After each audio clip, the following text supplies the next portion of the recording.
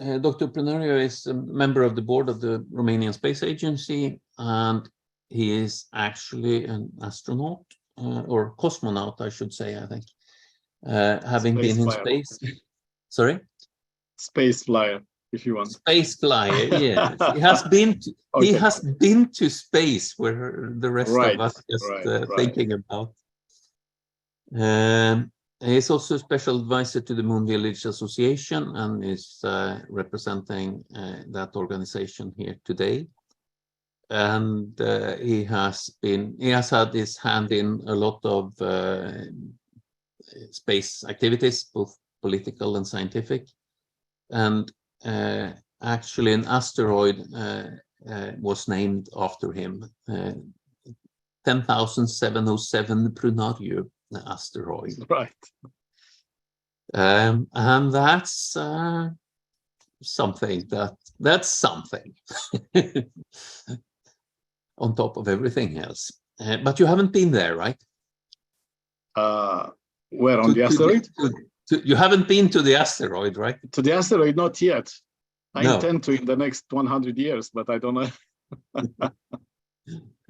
Right.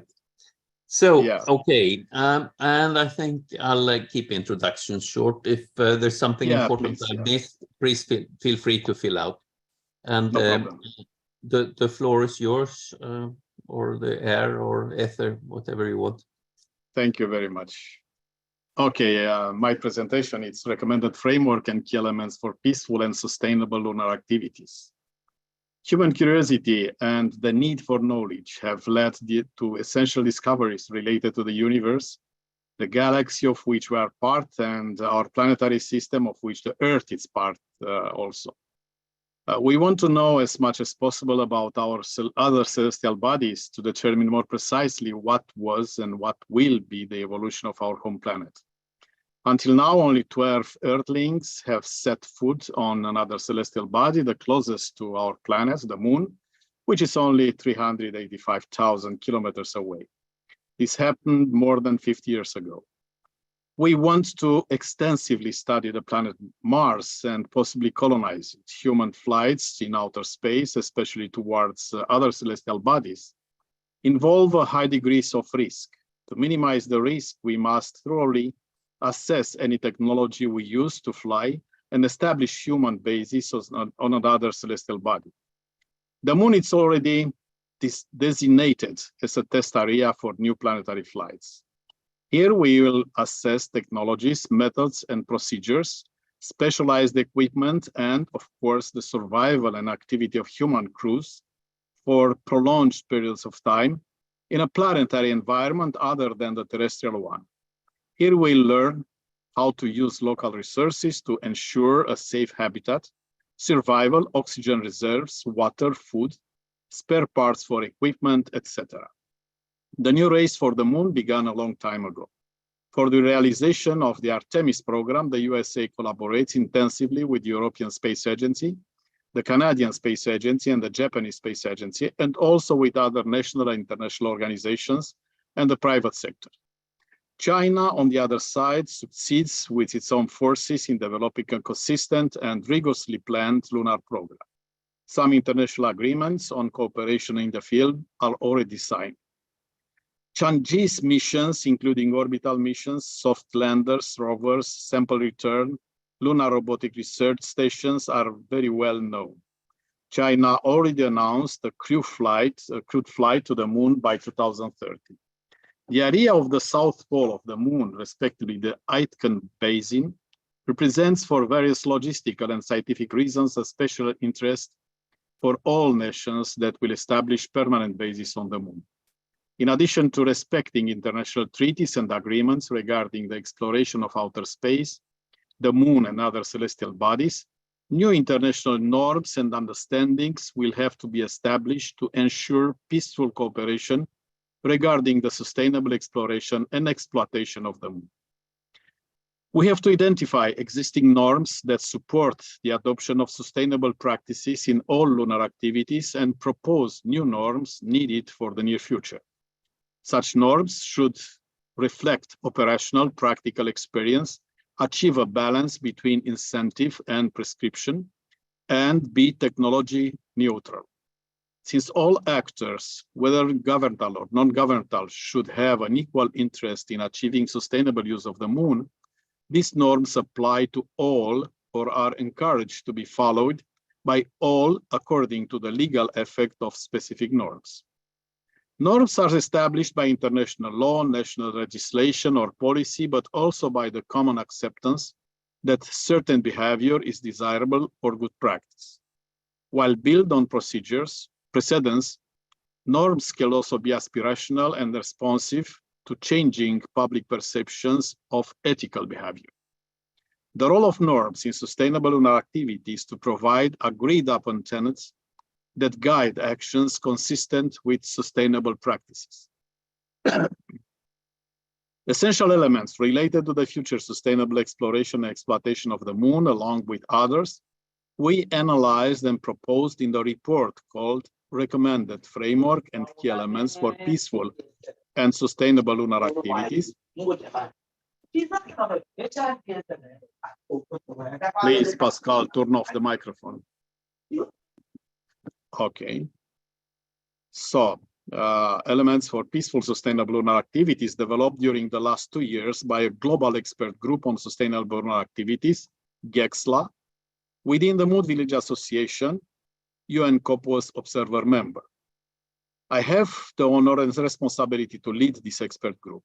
This presentation represents approaches and points of view expressed in that report. One especially important aspect of the exploration and exploitation of the moon is connected with the principle of the peaceful use of the moon. All lunar stakeholders shall use the moon and other celestial bodies exclusively for peaceful purposes. The establishment of military bases, installations, and fortifications, the testing of any type of weapons, and the conduct of military maneuvers on the moon and other celestial bodies shall be forbidden. At the same time, the use of military personnel for scientific research or for any other peaceful purposes shall not be prohibited.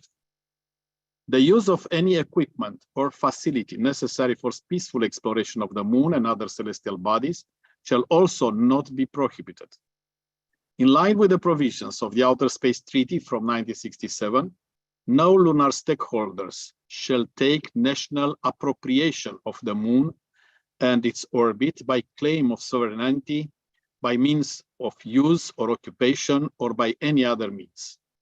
The establishment of safety zones around lunar operations and exclusion or buffer zones around sites of cultural and natural heritage significance or scientific interest shall not result in such appropriation. In accordance with international law, lunar stakeholders are free to access and use all areas of the moon and have the freedom of scientific investigation on the moon. One of the most important elements to be agreed upon is lunar governance. Lunar governance can be defined as systematic and comprehensive management and decision-making on issues related to the full range of lunar activities, consistent with the principles enumerated in the Outer Space Treaty and other relevant aspects of international law. Through multi-stakeholder engagement and dynamic interactive processes, lunar governance will enable the sustainable exploration and use of the moon. Governance is the sum of all the ways through which members of the global society manage shared problems. It is a means to promote cooperation between members and a process capable of producing effective results in the management of global issues. By expanding the definition of governance from Earth affairs to moon activities, lunar governance it's concerned with management of shared problems related to the use and exploration of the moon, and should be developed to ensure peace and security in outer space, to maintain the sustainability of lunar activities, and to benefit all humankind. Building on the concept of lunar governance, responsible lunar governance will aim to facilitate responsible behaviors among lunar actors. Responsible lunar governance will be consistent with existing international law, including the Charter of the United Nations and the Outer Space Treaty, and will be guided by a wide range of additional hard and soft law instruments as appropriate. Responsible lunar governance emphasizes notions of openness, inclusiveness, and broad participation, using multi-stakeholder engagement to manage and decide on issues related to sustainability of lunar activities. Therefore, in the lunar context, stakeholders include not only traditional space actors, but all actors both directly and indirectly involved in lunar activities, including actors along supply chains as well as emerging actors. To afford multiple stakeholders meaningful participation in lunar governance discussions involving lunar activities should take place at the level of intergovernmental organizations, academia, non-governmental organizations, industry, and civil society, in addition to traditional fora such as interagency fora, intergovernmental organizations, and United Nations Committee on the Peaceful Uses of Outer Space. Lunar governance can build upon the aforementioned elements to arrive at a framework that incorporates the concepts of peace, security, cooperation, and mutual understanding in the exploration and use of the moon and its resources. Lunar governance seeks to identify synergies, converging interests and expectations, balance current diverging needs and interests, as well as the needs and interests of future generations, and is concerned with current and future stakeholder interaction. Lunar governance is intended to include all participants of space activities. The Outer Space Treaty recognizes the use and exploration of the moon as the province of humankind and establishes that they shall be carried out for the benefit and in the interest of all countries, irrespective of their degrees of economic or scientific development. Therefore, the involvement of developing countries in lunar governance is essential to ensure that their interests and specific needs become part of the agenda. At the same time, their engagement can be an enabler for increasing compliance with the international framework. At the international level, responsible lunar governance is an integral part of global space governance, defined by the United Nations General Assembly as the institutional framework for the governance of international cooperation in using outer space for peaceful purposes. To promote global space governance, the UN General Assembly adopted in 2021 the Space 2030 Agenda, where space is defined as a driver of sustainable development, agenda representing a strategic vision, calling upon member states to implement it. Overarching objective 4 of the Space 2030 Agenda is to build partnerships and strengthen international cooperation in the peaceful uses of outer space and in the global governance of outer space activities. In this regard, the activities and outcomes of the GECSLA will contribute not only to the development of lunar governance, but also inform the discussion of global governance, space governance at large. Global space governance as a framework includes the United Nations treaties and principles on outer space, the relevant guidelines adopted by the committee, and the resolutions on outer space adopted by the General Assembly, as well as supporting efforts undertaken at the national, regional, and global levels, including by entities of the United Nations system and international space-related entities. Recognizing that responsible behavior can be context-specific, responsible lunar governance will require a complex and adaptive framework facilitating an efficient decision-making process. In applying such norms, we have to establish coordination and management mechanisms. Such mechanisms should be transparent and inclusive among lunar stakeholders and should build upon outreach to the general public in an inclusive, broad, and holistic fashion. Principles for the coordination and management of lunar activities should focus on creating and enabling environment for sustainable lunar exploration and utilization, to promoting information sharing for the purposes of coordinating safety and reducing the harmful interference.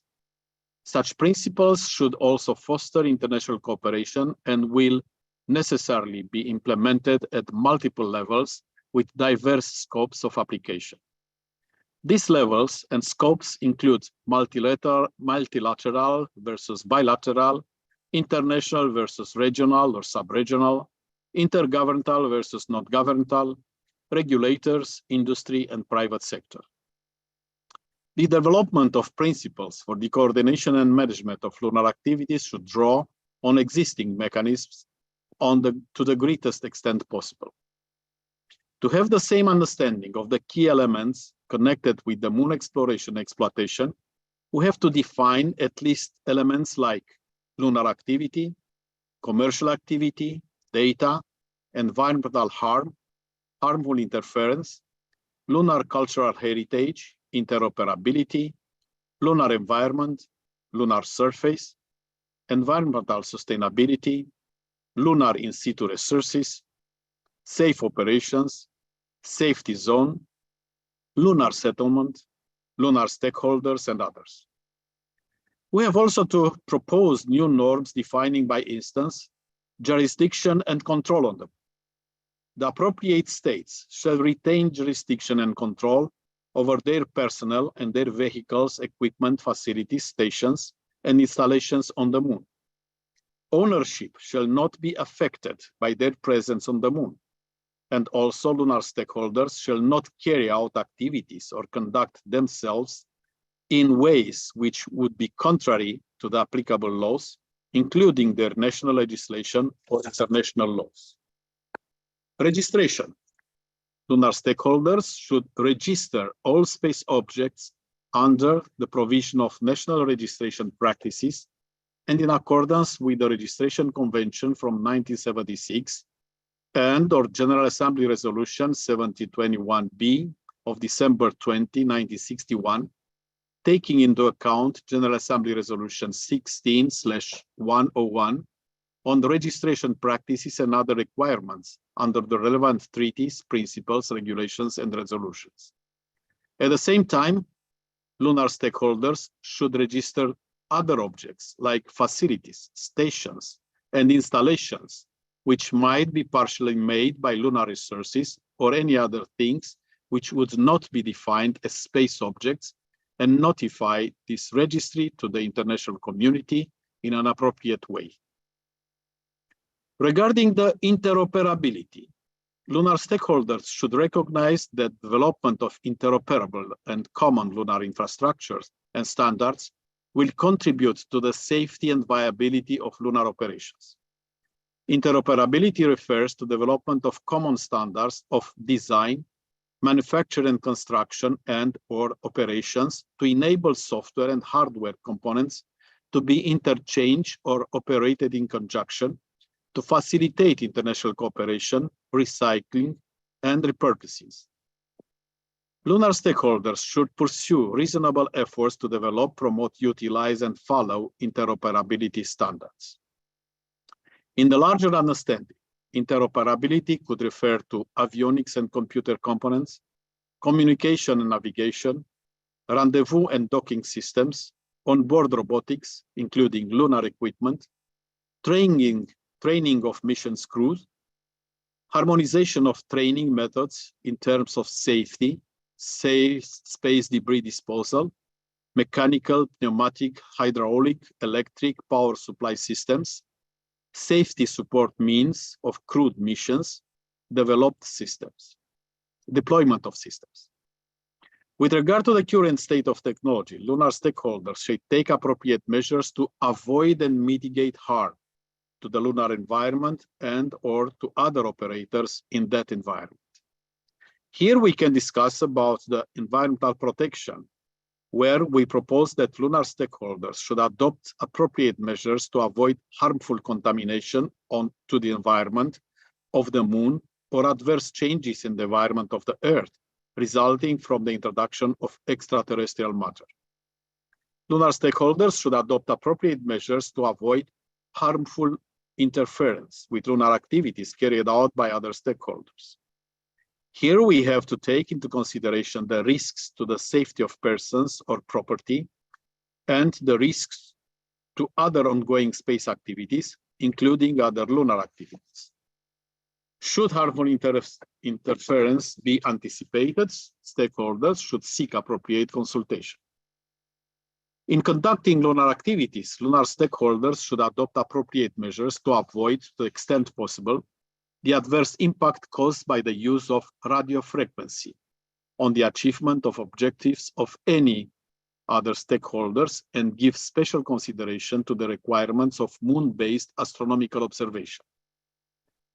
Use of radio frequencies shall be registered in accordance with the radio regulations of the International Telecommunication Union.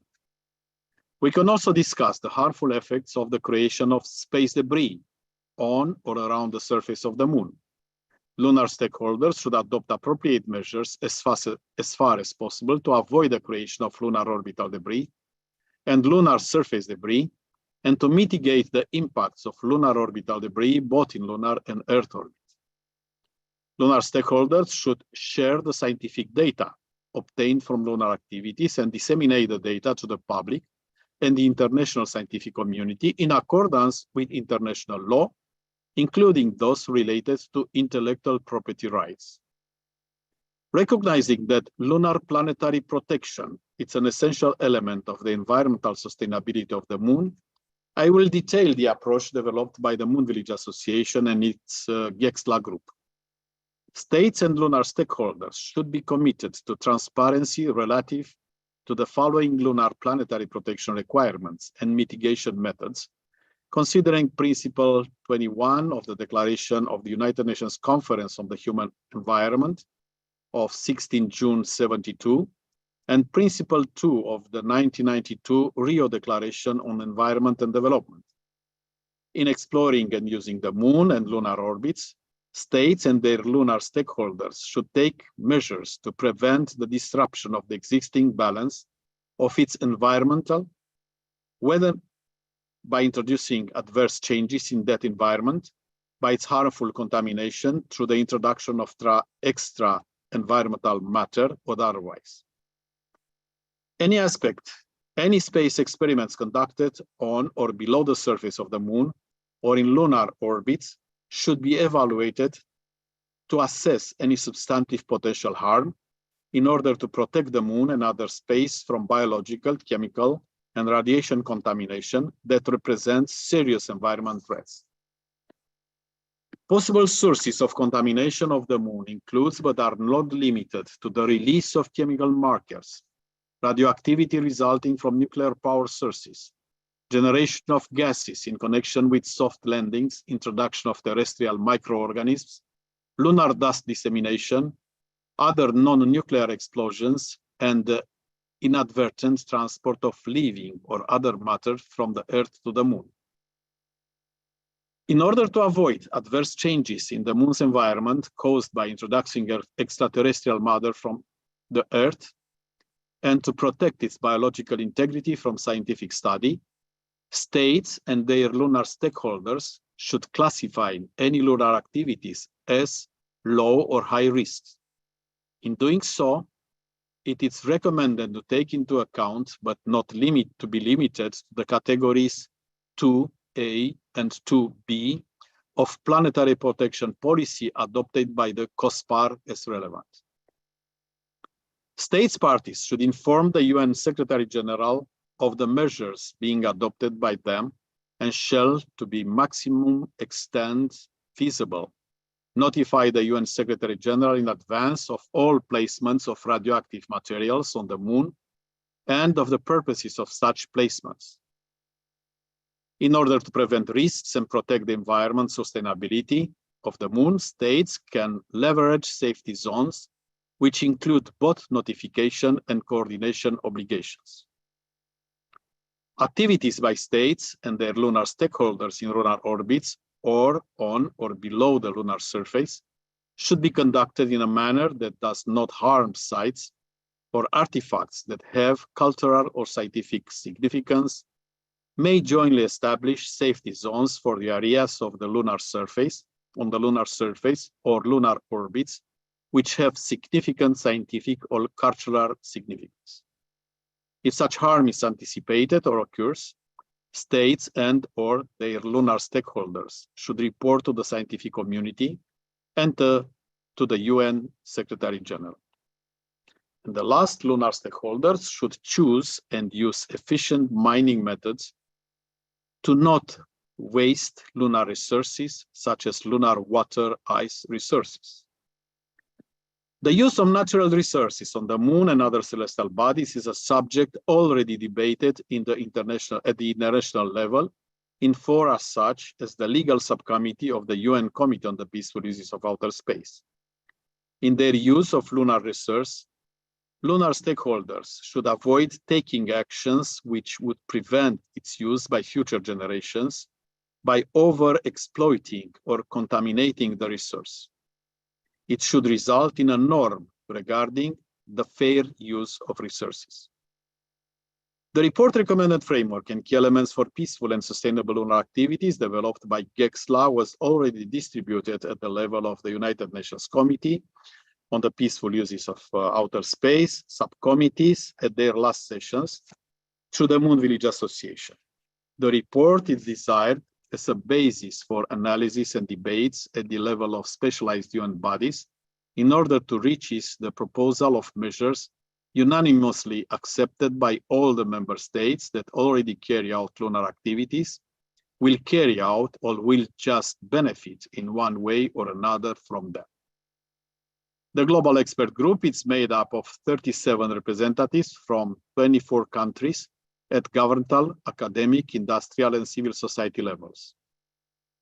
Speaking about new initiatives, the Artemis Accords signed on a bilateral basis by US and its partners represents a non-binding multilateral arrangement between the United States government and other world governments participating in the Artemis program, being an American-led effort to return humans to the moon by 2025, with the ultimate goal of expanding space exploration to Mars and beyond. The accords are already signed by 27 partner states, the last one until now being India. The accords establish a framework for cooperation in the civil exploration and peaceful use of the moon, Mars, and other astronomical objects, being explicitly grounded in the United Nations Outer Space Treaty of 1967, which signatories are obliged to uphold, and cite most major UN brokered conventions constituting space law. The moon is already approached by non-US partners in the framework of other programs besides Artemis.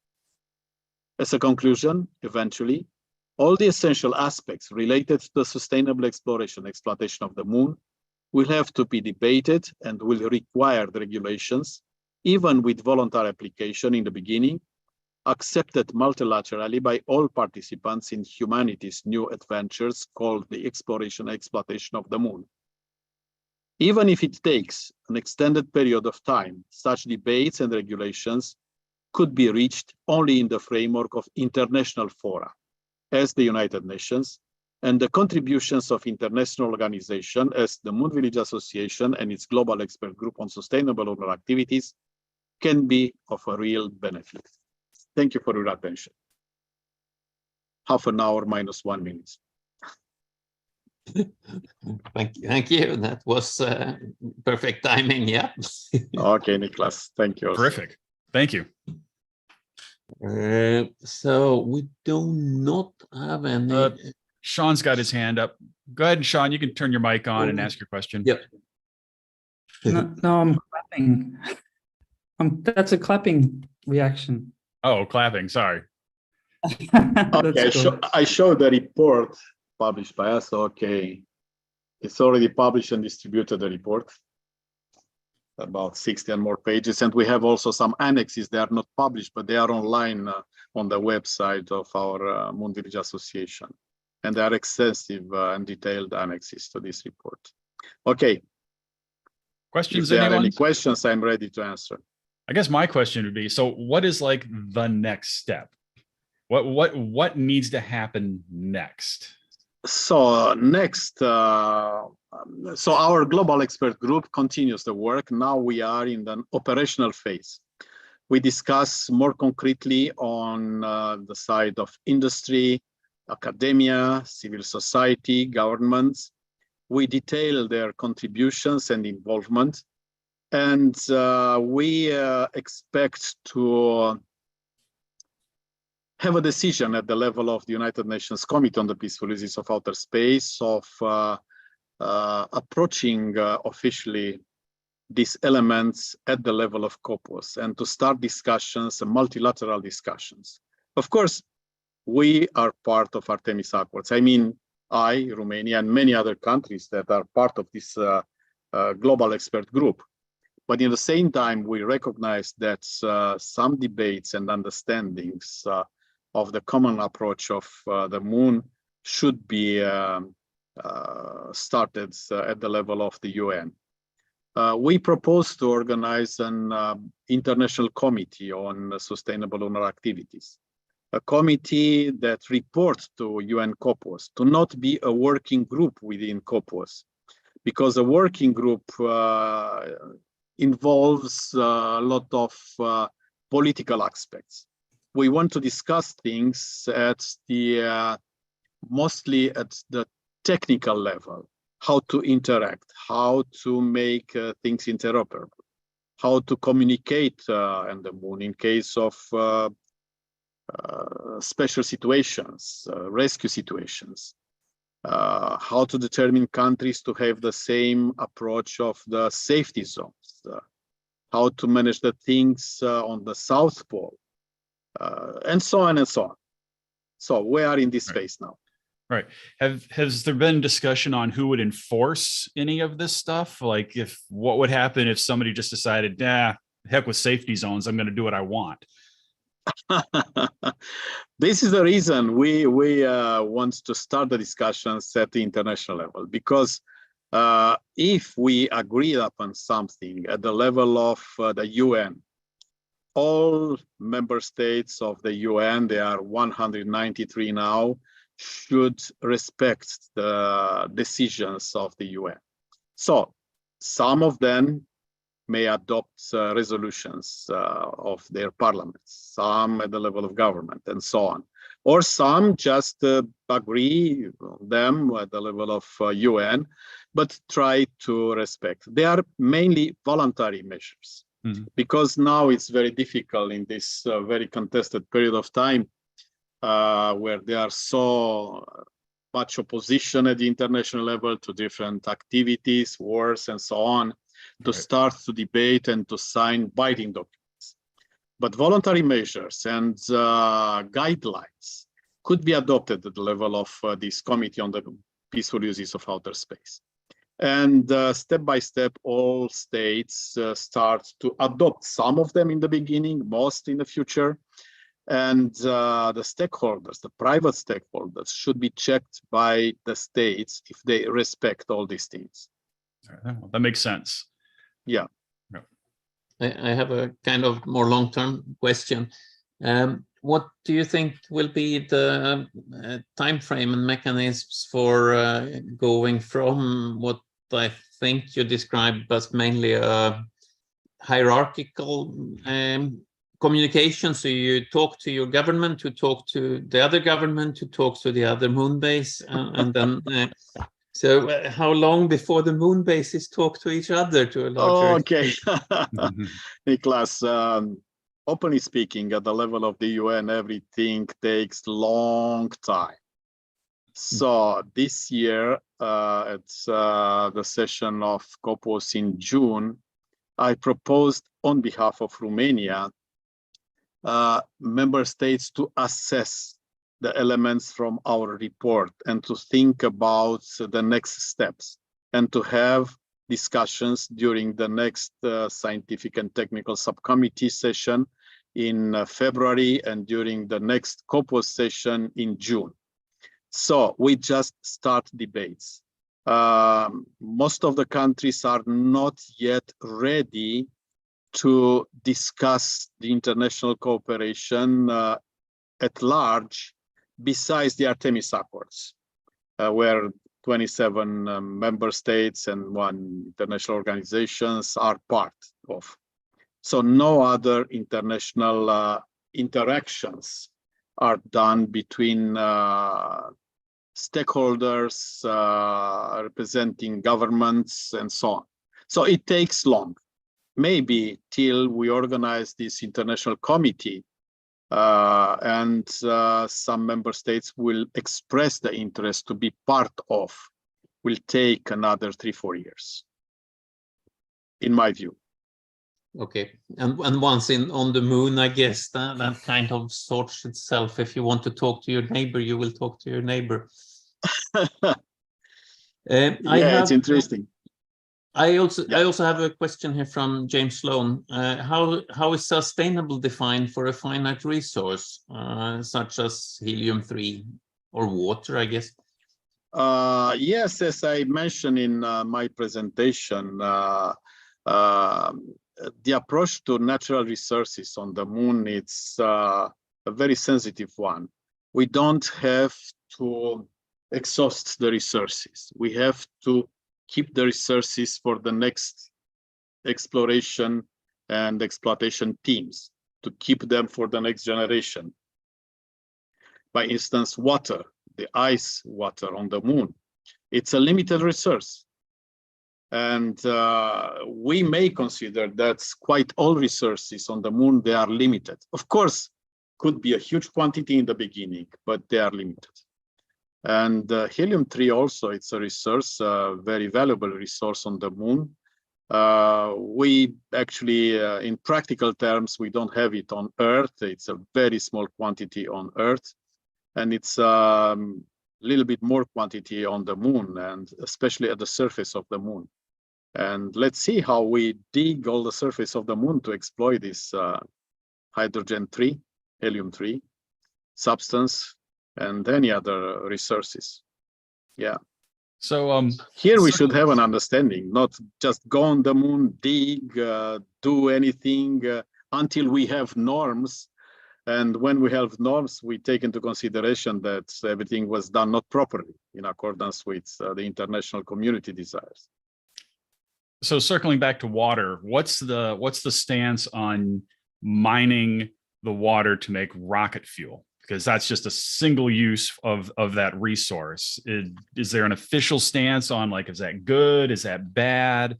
Do they support it? For now, for now, there are different interests and different proposals, technology that are developed for such things. We don't have yet a standard. We don't have yet a very specific understanding of what it means and how it will be done. For now, we discovered that there are resources on the moon, water resources. How we'll exploit? We need water not only for the fuel. We need water to survive on the moon. Will be permanent bases built on the moon, and we need water. We need oxygen. And how all these things will be done? What is the volume of the ice resources on the moon? We just have a very vague representation. We'll see in the future. Okay. Anybody else got questions? Comments? Ideas? I think it's very interesting.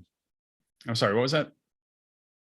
What is the main stumbling stone, do you think,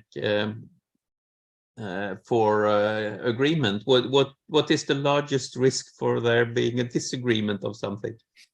Oh, there is a big risk to have disagreements now because, between the United States and China, for instance, the approach of the United States, it's